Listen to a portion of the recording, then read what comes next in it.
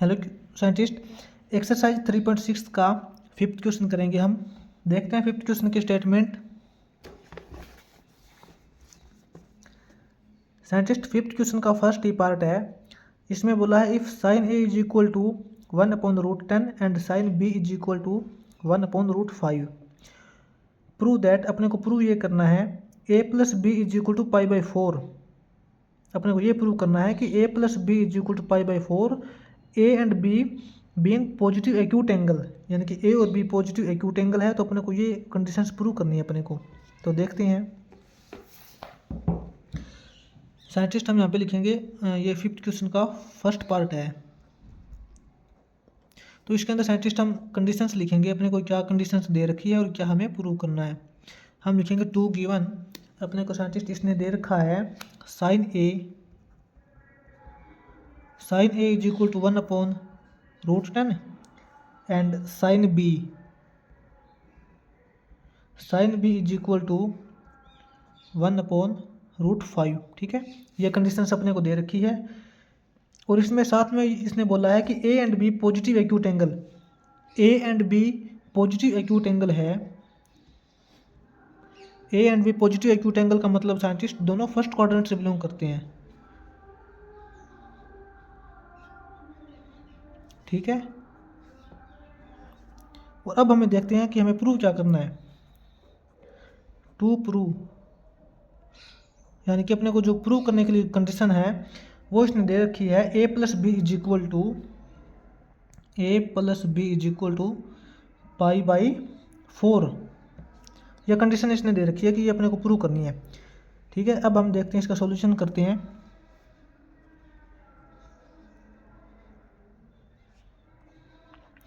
Solutions में लिखेंगे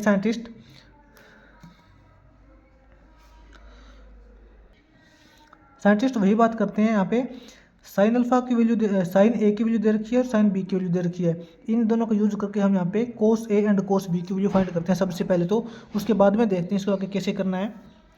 यहाँ पे साइंटिस्ट इसने अपने पास साइन ए की वैल्यू दे रखी है 1/√10। तो साइंटिस्ट यहाँ पे कोस ए की वैल्यू कैसे निकालेंगे। कोस ए की वैल्यू साइंटिस्ट अपने पास हो जाएगी 1 माइनस साइन स्क्वायर ए। क्यों? क्योंकि साइंटिस्ट हमें पता है sine square A plus cos square A is equal to 1 होता है। ये आइडेंटिटी हमें पता है, sine square A plus cos square A is equal to 1 होता है। तो यहाँ से हमें कोस ए की वैल्यू निकालनी है, तो ये हो जाएगा 1 minus sine square A under the root. ठीक है, तो कोस ए की वैल्यू हो जाएगी 1 minus sine square A under the root. यहाँ से हम यहाँ पे कोस ए की वैल्यू निकाल लेंगे। Cos A is equal to हो जाएगा under the root 1 minus sine square A. Sine A की वैल्यू क्या है 1/√10, इसका हम स्क्वायर करें तो ये हो जाएगा 1/10। ठीक है, इज इक्वल टू 10 एलसीएम आ जाएगा। यहाँ हो जाएगा 10 - 1 यानी कि √9/10। इसका हम स्क्वायर रूट करेंगे तो ये हो जाएगा 3/√10। अपने पास साइंटिस्ट यहाँ पे कोस ए की वैल्यू आ गई 3/√10। इसको पॉजिटिव ही लिखेंगे क्योंकि इसने बोला है ए एंड बी दोनों फर्स्ट क्वाड्रेंट से बिलोंग करते हैं, और फर्स्ट क्वाड्रेंट के अंदर ऑल ट्रिग्नोमेट्रिक फंक्शंस पॉजिटिव होते हैं, तो कोस ए की वैल्यू पॉजिटिव ही आएगी। अपने पास यहाँ पे कोस ए की वैल्यू आ गई 3/√10। इसी वजह से हम यहाँ पे साइन बी का यूज करके कोस बी की वैल्यू फाइंड करेंगे। अब हम देखेंगे साइंटिस्ट यहाँ पे साइन बी की वैल्यू दे रखी है 1/√5। तो यहाँ पे देखते हैं साइंटिस्ट कोस बी क्या होता है। कोस बी हो जाएगा अपने पास 1 माइनस साइन स्क्वायर बी का रूट। ठीक है, तो यहाँ से अपने पास कोस बी हो जाएगा 1 minus sine square B. Sine B की वैल्यू अपने पास 1/√5 है, इसका स्क्वायर करेंगे तो ये अपने पास हो जाएगा 1/5। यहाँ पे 5 एलसीएम आ जाएगा। यहाँ हो जाएगा 5 - 1 is equal to 4/5 under the root. ठीक है, तो इसका स्क्वायर रूट हटाएंगे हम, ये हो जाएगा 2/√5। तो अपने पास यहाँ पे कोस बी की वैल्यू आ गई 2/√5। अब देखते हैं साइंटिस्ट हमें प्रूव क्या करना था। हमें प्रूव करना है a plus B is equal to π/4। अब यहाँ पे देखेंगे साइंटिस्ट हम लिखेंगे according to given condition. According to given condition देखिए साइंटिस्ट, इसने हमें बोला है कि a+b इज इक्वल टू π/4 आना चाहिए। ठीक है, हम यहाँ पे लेंगे scientist taking sine both side, यानी कि बोथ साइड जब हम साइन कर देंगे, क्योंकि साइंटिस्ट a+b यानी कि ये वैल्यू और ये वैल्यू दोनों सेम है, इसने बोल रखा है a+b इज इक्वल टू π/4 में प्रूव करना है। अगर ये दोनों वैल्यू सेम हैं तो इनका साइन करने के बाद कोई फ़र्क नहीं पड़ेगा, क्योंकि इस साइड भी हम साइन करेंगे, उस साइड भी साइन करेंगे, क्योंकि दोनों सेम वैल्यू का जब हम साइन करेंगे तो कोई फ़र्क नहीं पड़ेगा। ठीक है, तो हम यहाँ पे लिखेंगे taking sine both side, taking sine both side, दोनों तरफ जब हम साइन करेंगे तो यहाँ पे हो जाएगा, ये हो जाएगा अपने पास sine a+b is equal to ये हो जाएगा अपने पास साइन π/4। ठीक है, यहाँ देखिए अब साइन a+b की आइडेंटिटी ओपन हो जाएगी। साइन a+b होता है sine a cos b plus cos a sine b is equal to sine π/4। ठीक है, साइन π/4, साइन π/4 का मतलब साइंटिस्ट साइन 45 डिग्री, और साइन 45 की वैल्यू होती है 1/√2। ठीक है, तो यहाँ देखिए sine a cos b, sine a की वैल्यू क्या है साइंटिस्ट, साइन a की वैल्यू अपने पास है, इसने दे रखी है 1/√10 into cos b। Cos b की साइंटिस्ट यहाँ पे हमने वैल्यू निकाली है 2/√5, 2/√5 प्लस के अंदर कोस a, कोस a की साइंटिस्ट यहाँ पे हमने वैल्यू निकाली थी 3/√10, 3/√10 इंटू साइन b, और साइन b की इसने वैल्यू दे रखी है अपने को 1/√5, 1/√5 इज इक्वल टू प्रूव करना है हमें 1/√2 के। ठीक है, इज इक्वल टू में 1/√2 के प्रूव करना है, क्योंकि साइन π/4 की वैल्यू 1/√2 आती है।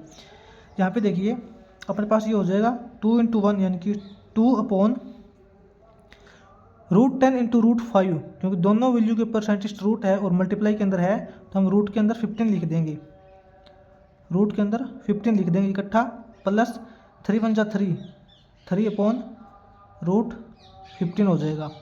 इज इक्वल टू हमें प्रूव करना है 1/√2 के, यानी कि ये वैल्यू 1/√2 के इक्वल आनी चाहिए।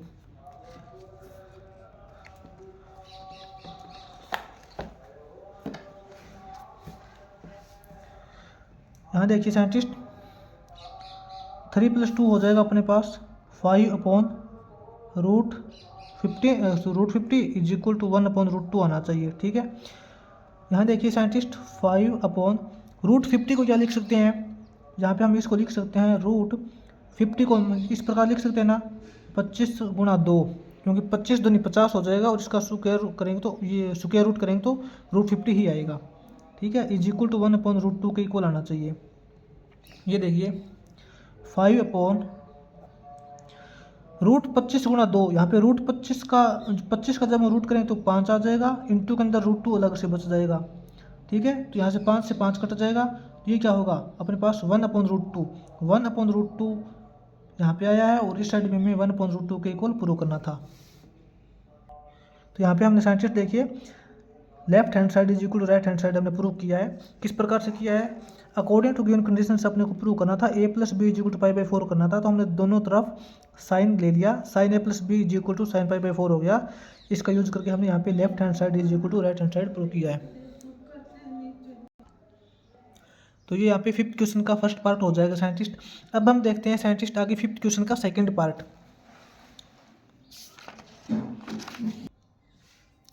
साइंटिस्ट यहाँ पे देखिए 5th क्वेश्चन का सेकंड पार्ट करेंगे हम। यहाँ पे देखिए साइंटिस्ट 5th क्वेश्चन का सेकंड पार्ट थोड़ा डिफरेंट टाइप का है। यहाँ पे हम करेंगे न्यू एडिशंस वाले मेथ के अंदर।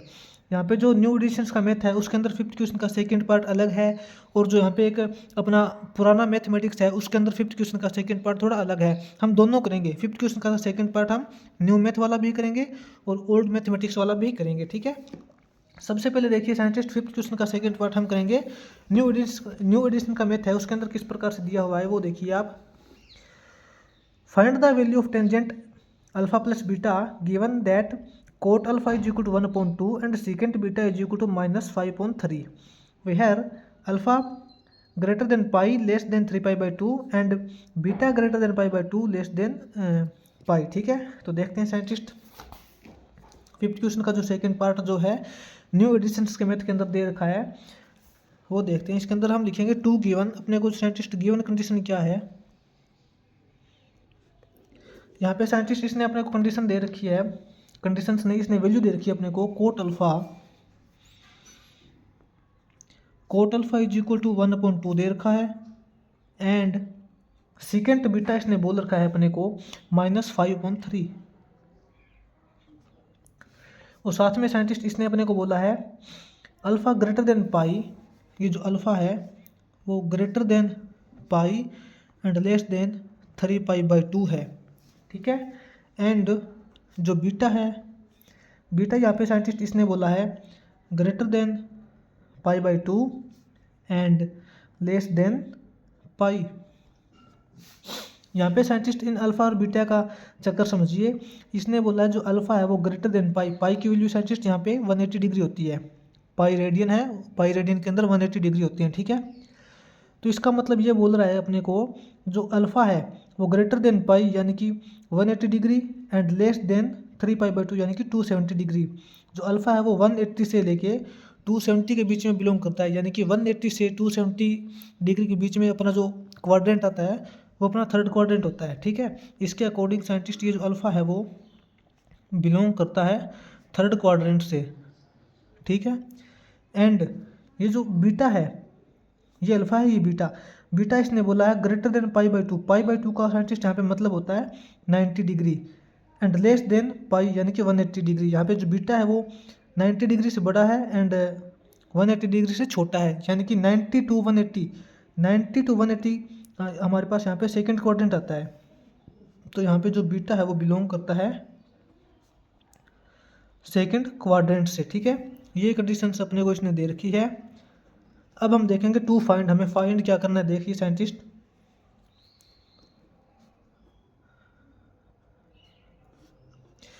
साइंटिस्ट अपने को जो फाइंड करना है वो है टेंजेंट अल्फा प्लस बीटा,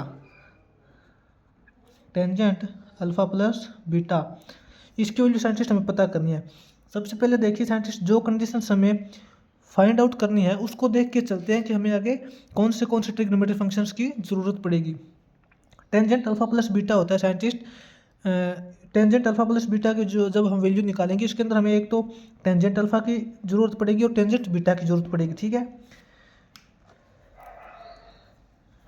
वो टेंजेंट अल्फा और टेंजेंट बीटा हम कहाँ से निकालेंगे देखते हैं। साइंटिस्ट इसने अपने को दे रखा है cot alpha is equal to 1/2, यहाँ पे देखते हैं साइंटिस्ट इसने अपने को दे रखा है cot alpha is equal to 1/2 दे रखा है। हमें पता है साइंटिस्ट कोट और टेंजेंट एक दूसरे के रेसिप्रोकल होते हैं। ठीक है, तो यहाँ से अपने पास टेंजेंट अल्फा आ जाएगा, कोट अल्फा का रेसिप्रोकल, कोट अल्फा का रेसिप्रोकल कर देंगे। कोट अल्फा की वैल्यू अपने पास 1/2 है तो टेंजेंट अल्फा अपने पास हो जाएगा 2/1। ठीक है, तो यहाँ से अपने पास टेंजेंट अल्फा की वैल्यू आ गई 2, ये टेंजेंट अल्फा है। और जो अल्फा है इसने थर्ड क्वाड्रेंट के अंदर बोला है, तो थर्ड क्वाड्रेंट के अंदर टेंजेंट पॉजिटिव होता है तो पॉजिटिव 2 ही आएगा। इसके अलावा साइंटिस्ट अब हमें टेंजेंट बीटा की जरूरत पड़ेगी। यहाँ पे देखिए इसने दे रखा है सेकेंड बीटा, अपने पास इसने सेकेंड बीटा की वैल्यू दे रखी है, सेकेंड बीटा की वैल्यू इसने दे रखी है अपने को -5/3। तो साइंटिस्ट सेकेंड और टेंजेंट के अंदर रिलेशंस किस प्रकार का होता है, हमारे पास एक आइडेंटिटी होती है, आइडेंटिटी हमारे पास हम लिखेंगे साइंटिस्ट यूजिंग आइडेंटिटी, हमारे पास एक आइडेंटिटी होती है कि 1 plus tangent square beta is equal to second square beta आता है। ठीक है, तो यहाँ से हम यूज करके हम टेंजेंट बीटा की वैल्यू निकालेंगे। टेंजेंट बीटा की वैल्यू आ जाएगी साइंटिस्ट अपने पास secant square beta -1 under the root. ठीक है, यहाँ से अपने पास आ जाएगी tangent beta is equal to under the root secant square beta. Scientist यहाँ पे सेकेंड बीटा की वैल्यू क्या है -5/3, -5/3 का स्क्वायर करेंगे यानी कि सेकेंड स्क्वायर बीटा करेंगे तो इसका स्क्वायर हो जाएगा -5/3 का स्क्वायर करेंगे तो अपने पास आएगा 25/9, ठीक है, -1। यहाँ पे साइंटिस्ट 9 एलसीएम आ जाएगा, ये अपने पास हो जाएगा 25 - 9 इज इक्वल टू 16/9। 16/9 का स्क्वायर रूट करेंगे तो अपने पास आएगा 4/3। यहाँ पे देखिए साइंटिस्ट, अब इसने बोला है कि जो बीटा है वो सेकंड क्वाड्रेंट से बिलोंग करता है, ठीक है। साइंटिस्ट बीटा सेकंड क्वाड्रेंट से बिलोंग करता है तो सेकंड क्वाड्रेंट के अंदर टेंजेंट नेगेटिव होता है तो नेगेटिव रिजल्ट देगा। अपने पास टेंजेंट बीटा की वैल्यू 4/3 आई थी तो हम इसको -4/3 लिखेंगे। -4/3 क्यों लिखेंगे?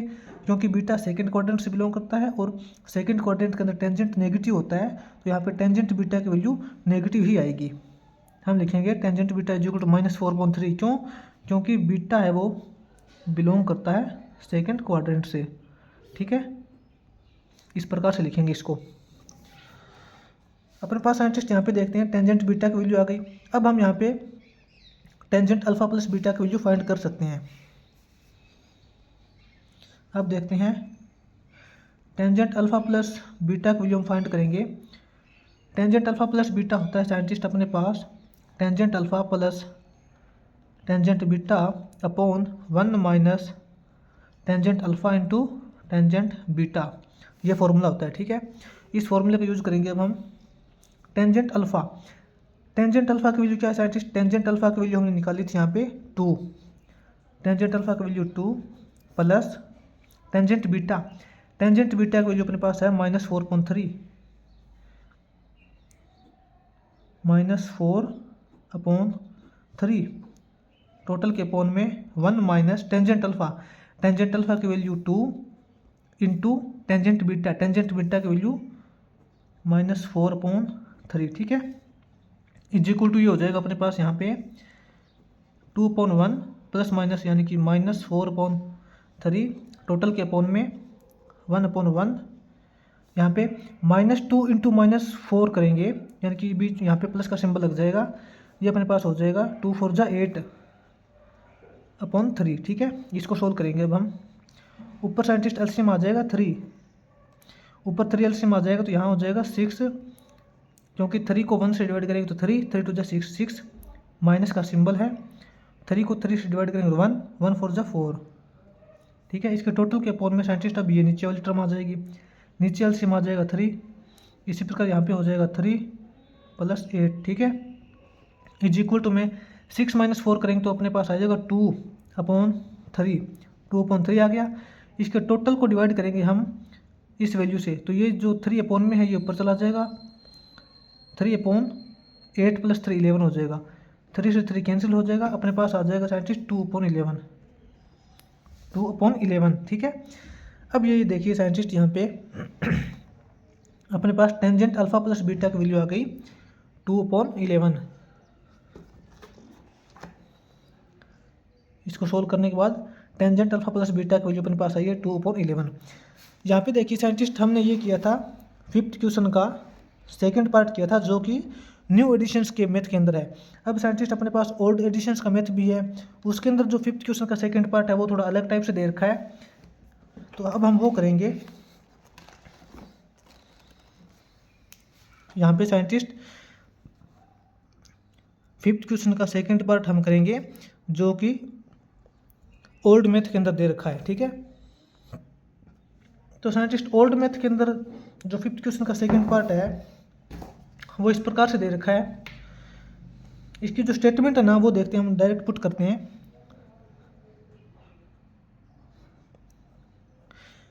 फिफ्थ क्वेश्चन का सेकंड पार्ट जो कि ओल्ड मैथ के अंदर है उसमें साइंटिस्ट अपने को दे रखा है, इसने टेंजेंट ए की वैल्यू दे रखी है। इसने tangent A is equal to 5/6 है, tangent A is equal to 5/6 दे रखा है and tangent B is equal to 1/11 दे रखा है, ठीक है। तो अपने को प्रूव करना है साइंटिस्ट, यहाँ पे प्रूव क्या करना है वो देखते हैं। टू प्रूव अपने को प्रूव ये करना है कि a + b is equal to π/4 है। ये कंडीशंस अपने को प्रूव करनी है, ठीक है। तो हम इसका सॉल्यूशन करेंगे, देखते हैं।